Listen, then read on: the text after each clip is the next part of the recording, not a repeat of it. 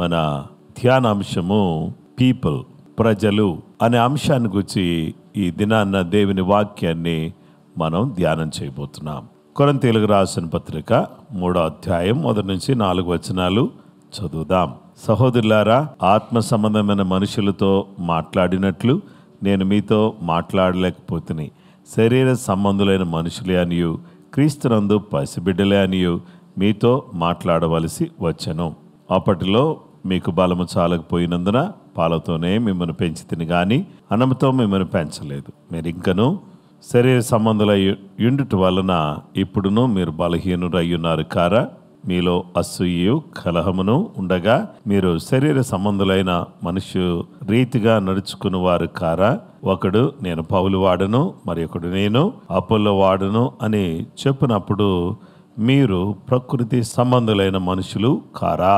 దేవుని వాక్యాన్ని మనం గమనించినట్లయితే ప్రియ స్నేహితులారా, 3 రకాలైన ప్రజలను గూర్చి వెంటనే దేవుని వాక్యాన్ని మనం విందాం. ఈ 3 రకాలైన ప్రజల్లో మొదటి రకమైన ప్రజలు ఎవరంటే ప్రకృతి సంబంధులు, అంటే వరల్డ్లీ పీపుల్. ప్రకృతి సంబంధులు. పరిశుద్ధ లేఖనాన్ని మనం చూస్తే 1 కొరింథీ పత్రిక 3వ అధ్యాయం 4వ వచనంలో ఈ మాట పౌలు గారు తెలియచేస్తున్నారు. ఒకడు నేను పౌలు వాడను, మరి ఒకడు నేను అపోల్లో వాడను అని చెప్పినప్పుడు మీరు ప్రకృతి సంబంధులైన మనుషులు కారా? మీరు నేను పౌలు వాడను, అపోల్లో వాడను అని చెప్తున్నారు కదా. మరి ఇలా మీరు చెప్తున్నప్పుడు మీరు ఎలాంటి వాళ్ళు అంటే మీలో మీకు డివిజన్స్ ఉన్నాయి కాబట్టి మీరు ఎలాంటి వారుగా కనబడుతున్నారంటే మీరు ప్రకృతి సంబంధులుగా మీరు కనబడుతున్నారు. ఈ ప్రకృతి సంబంధులు అనే విధానంలో మీరు కనబడుతున్నాడు. What does it mean to be worldly? Worldliness is not about living in the world, allowing the values of the world rule over your heart.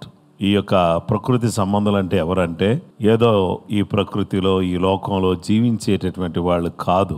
వారు ఈ లోక సంబంధమైనటువంటి విలువలు, ఈ లోక సంబంధమైనటువంటి విషయాలు అవన్నీ ఏం చేస్తున్నాయంటే మన హృదయాన్ని ఏలుబడి చేస్తూ ఉన్నాయి. అలా ఏలుబడి చేయటం అనేది మంచిది కాదనమాట. అది లోక సంబంధమైన విషయాలు మిమ్మల్ని ఏలుబడి చేయటం అనేది అది మంచిది కాదు. దేవుని వాక్యం మనకు చెప్తుంది. యాకోబు పత్రిక 4వ అధ్యాయం 4వ వచనంలో, వ్యభిచారిణులారా, ఈ లోక స్నేహము దేవునితో వైరమని మీరు ఎరుగరా? కాబట్టి ఎవడు ఈ లోకంతో స్నేహము చేయగోరునో వాడు దేవునికి శత్రువగును. ఎవరైతే ఈ లోకంతో స్నేహం చేస్తారో వాళ్ళు దేవునికి శత్రువు అవుతారు. కాబట్టి ఈ లోక స్నేహం అనేది మంచిది కాదు. పరిశుద్ధ గ్రంథంలో మనం చూస్తే worldly people prioritize temporary things. ప్రస్తుతం కొంతకాలం ఉండి పోయేటటువంటి తాత్కాలికమైనటువంటి విషయాల మీద ఈ లోక సంబంధమైనటువంటి వ్యక్తులు ఏం చేస్తారంటే వారు మనసును పెడతారనమాట. అలా ఈ లోక సంబంధమైనటువంటి విషయాల మీద వాళ్ళు మనసు పెట్టడం అనేది అది మంచిది కాదు అనే విషయం మనకు ప్రభు తెలియపరుస్తూ ఉన్నారు. కనుక ఈ లోక సంబంధమైనటువంటి విషయాల మీద, ఈ ప్రకృతి సంబంధమైన విషయాల మీద మనం దృష్టి పెట్టడం మంచిది కాదు. Money over righteousness. నీతికి బదులుగా ధనానికి ఎక్కువగా ప్రాధాన్యతనిస్తారు. అంటే నీతిగా జీవించడం కంటే మనకు ధనమే ముఖ్యము అనేటటువంటి విధానంలో వాళ్ళు వ్యవహరిస్తారు. అలాగే ప్లెజర్ ఓవర్ హోలీనెస్. ఈ యొక్క పరిశుద్ధత కంటే కూడా తమ సౌకర్యాన్ని, సుఖాన్ని ఎక్కువగా, విలాసాన్ని ఎక్కువగా కోరుకునే వాళ్ళుగా ఉంటారు. Popularity over truth.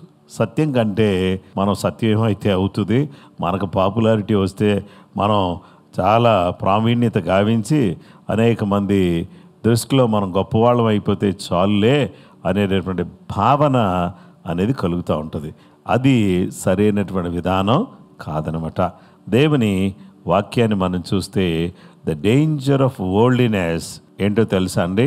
The world offers shiny distractions, no lasting peace. చాలా ఆకర్షణలు తీసుకొచ్చి మనల్ని అంటే బాగా మెరిసేటటువంటి వాటిని, తెల్లగా, మంచిగా, అందంగా, సుందరంగా కనబడే వాటిని కళ్ళకు చూపించి ఆధ్యాత్మికమైనటువంటి నెమ్మది, సమాధానం, లేకుండా మనం ఉండడం అనేది మంచిది కాదు. దేవుని వాక్యం ఏం చెప్తుందంటే మొదటి యోహాను 2:17 లోకము దాని ఆశ గతించి పోవును గాని దేవుని చిత్తము జరిగించువాడు నిరంతరము నిలుచునని దేవుని వాక్యం చెప్తుంది. ఒకడు లోకమంతా సంపాదించుకుని తన ప్రాణాన్నే పోగొట్టుకుంటే ఆ వ్యక్తికి ఏం ప్రయోజనం చెప్పండి? ఒక మనుషుడు తన ప్రాణమునకు ప్రతిగా ఏమి ఇయ్యగలడు? ఏమీ ఇవ్వలేని పరిస్థితిలో, ఏమీ చేయలేని పరిస్థితిలో ఉన్నటువంటి విధానం మనకు నేరుగా కనిపిస్తూ ఉంది. ప్రకృతి సంబంధమైన మనుషులుగా మనం ఉంటే అది మంచిదా కాదా అనేది మీరే ఆలోచన చేయాలి. ఇక రెండవ రకమైన మనుషులు ఎవరంటే కార్నల్ పీపుల్, శరీర సంబంధులు. పరిశుద్ధ గ్రంథములో మనం చూస్తే 1 కొరింథీ 3:3 మీలో అసూయయు కలహమును ఉండగా మీరు శరీర సంబంధులై మనుష్య రీతిగా నడుచుకునేవారు కారా? లోక సంబంధమైన శరీర సంబంధమైన వ్యక్తి జీవితం ఎలా ఉంటుంది అనే విషయానికి వస్తే వాళ్ళ దగ్గరికి వచ్చి ఎప్పుడు కూడా పాస్టర్ గారు పలకరించాలి. కొన్నిసార్లు వాళ్ళ పేరు చెప్పాలి. వారి పేరు చెప్పనప్పుడు వాళ్ళు అలుగుతారు. అలాగే కొన్నిసార్లు వారిని పొగడాలి. అలా పొగడినప్పుడు వాళ్ళు అలుగుతారు. అలాగే వాళ్ళకి బేబీ లాగా అనమాట. స్పిరిచువల్ మెచ్యూరిటీ లేనటువంటి వాళ్ళు, dependent on milk not meet. చూసారా, వాళ్ళు ఎప్పుడు కూడా పాల మీదే ఆధారపడతారు. కానీ కొంచెం బలమైన ఆహారం, ఏదైనా మాంసాహారం, బలమైన ఆహారం పెడదాము అని అంటే వాళ్ళకి అస్సలు ఇష్టం ఉండదన్నమాట. Unable to handle deeper truths. కొంచెం లోతైన విషయాలు చెప్పామనుకో, పాస్టర్ గారు మీరు చెప్పే ఏమిటో అర్థం కావట్లేదండి, ఏమంత లోతుగా హీబ్రూ అంటారు, లేకపోతే గ్రీక్ అంటారు, మూల భాష అంటారు, ఏదేదో చెప్తారు, అదంతా ఎందుకు పాస్టర్ గారు? ఏదో కొంచెం అందరికి అర్థమయ్యేటటువంటి రీతిలో 4 మాటలు చెప్పేస్తే అయిపోద్ది కదా, మీరు కూడా ఎందుకు అంత స్ట్రెయిన్ అవుతున్నారు? మాకు చెప్పడానికి ఎంత ఆలోచన చేయాల్సిన అవసరం ఏముంది?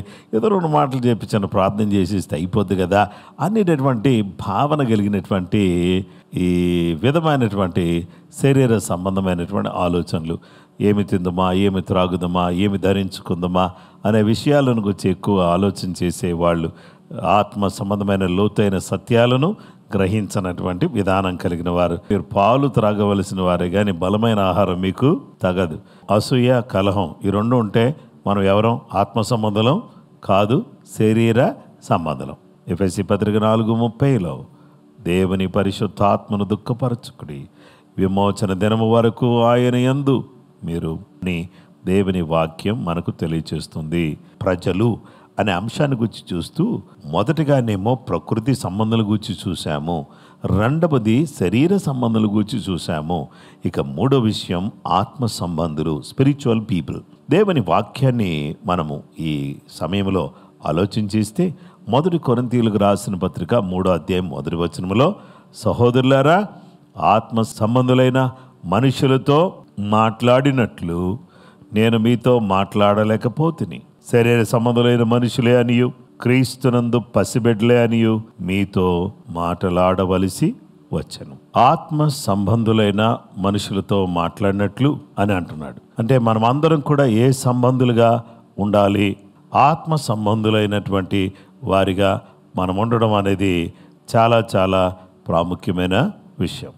దేవుని బిడ్డలారా, ఆత్మ సంబంధమైన మనుషుల గురించి వెంటనే కొన్ని మాటల మీద చెప్తాను. So they feed on the word.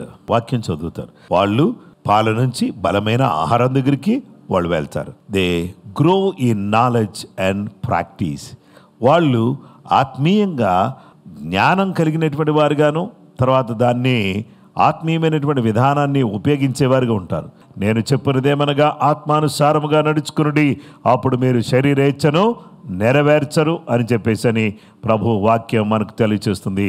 దేవుని యొక్క వాక్యం మనకు తెలియచేస్తున్నటువంటి సత్యం ఏంటంటే, మీరు క్రీస్తుతో కూడా లేపబడిన వారైతే పైన వాటిని వెదకుడి అని అంటాడు. కాబట్టి పైన వాటిని మీదనే కానీ భూ సంబంధమైన వాటి మీద మనసు పెట్టుకోకూడదు. మనమందరం కూడా పైన వాటి మీద మనసు పెట్టాలి. సిస్టర్, బ్రదర్, ఆన్లైన్లో వీక్షిస్తున్న నా ప్రియులారా, దేవుని వాక్యం ద్వారా దేవుడు సెలవిస్తున్నాడు, మనం పైన వాటి మీద మనసు పెట్టుకోవాలి. ఎలాగనగా మీరు మృతి పొందిరి, మీ జీవం క్రీస్తు కూడా దేవుని యందు దాచబడి ఉన్నది. కనుక మనం అందరం కూడా ఎలాంటి ప్రజలుగా మనం ఉండాలి అని అంటే, we must not be worldly people. మనము ప్రకృతి సంబంధులుగా ఉండకూడదు. We must not be carnal people. మనము శరీర సంబంధులుగా ఉండకూడదు. We must be spiritual people. మనం అందరం కూడా ఆత్మీయులుగా ఉండాలి.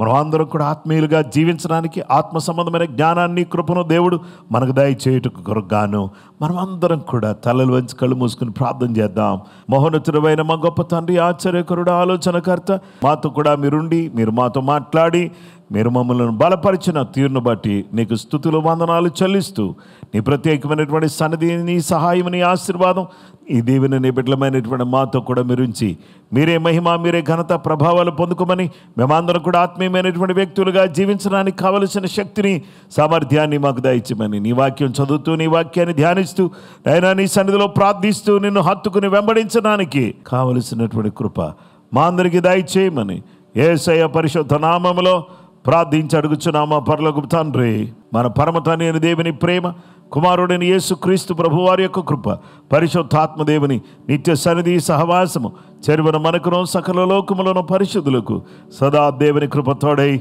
నడిపించునుగాక. ఆమేన్.